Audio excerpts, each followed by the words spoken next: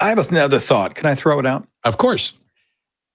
I'm interested in this assumption that a creator is automatically going to be benevolent, right? I mean, I'm interested in this idea that people take with such affection the idea that there was a creator of our universe, given all the suffering, right? The unnecessary, the needless suffering that we see all around us and the bad design, et cetera.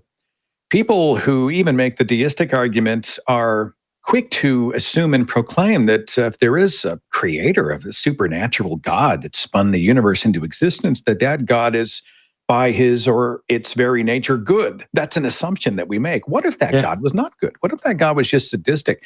Thought, hey, this would be awesome. Let's take these people over here and let's pit them against each other in a brutal jihad.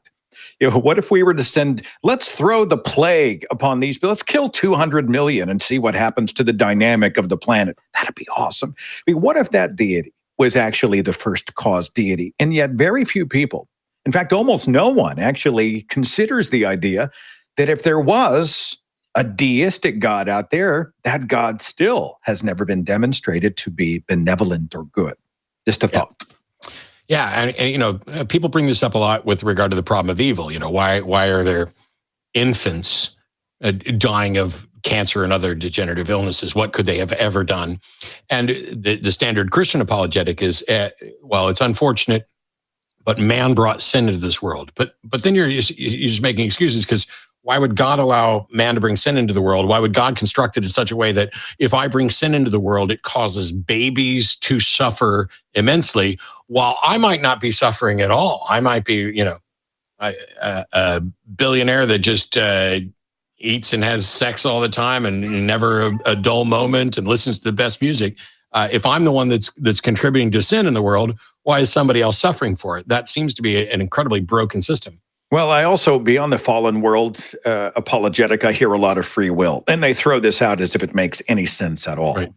And you and I come from the position that a God who really was interested in free will would give us the best information with which to make our choices. A revelation of God in an incontrovertible form does not in any way negate our free choice. It actually gives us better information by which to make that choice. And so this idea that, well, the reason God won't or can't manifest himself or won't do miracles in the 21st century or can't do them the way he did back in, Old Testament times, or the reason blah, blah, blah, is because of free will. And I think to myself, I think my choice as to whether or not to hold to a specific deity and to be allegiant to that deity, well, that choice is better made with better information. And so I think that actually places a greater burden on whatever God that is to be there and to give me the info I need.